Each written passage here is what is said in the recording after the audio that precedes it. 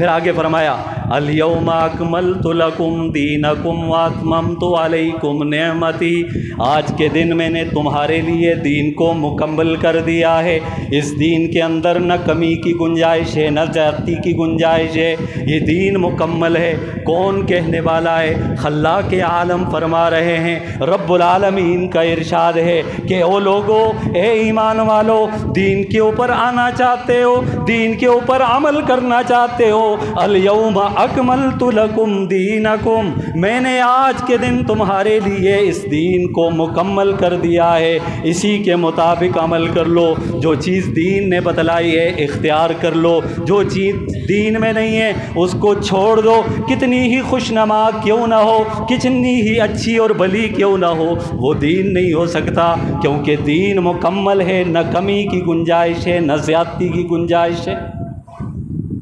یہ دین مکمل ہو چکا ہے۔ اب اسی دین کو ہم نے اپنانا ہے، نئی چیزیں دین کے اندر شامل نہیں کرنی، دین کے اندر نئی چیزوں کو شامل کریں گے اس کو دین سمجھیں گے تو کیا کس بات کا اقرار کر رہے ہیں؟ ہم یہ سمجھنے کی کوشش کرتے ہیں، بتلانے کی یہ کوشش کرتے ہیں کہ دین کے اندر کمی تھی، میں نے اس کو مکمل کر دیا۔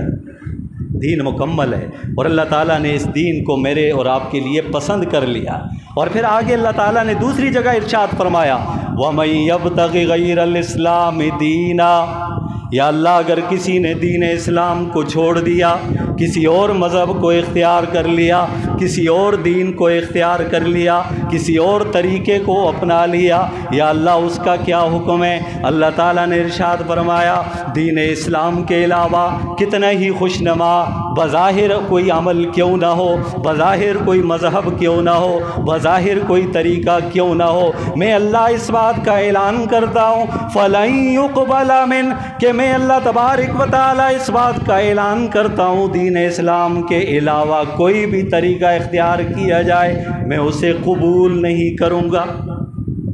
بھائی ہم جو نیک عمل کرتے ہیں کس لیے کرتے ہیں؟ اللہ کے لیے کرتے ہیں نا، کہ اللہ اسے قبول کر لے، اور ہمارا عمل ایسا ہو اللہ اسے قبول ہی نہ کرے تو اس کا کیا فائدہ؟ تو اس لیے دین اسلام کو سمجھیں، دین اسلام کو اختیار کریں اور یہ دین اسلام کے رنگ میں رنگ جائیں۔ اور جس طرح نبی کریم صلی اللہ علیہ وسلم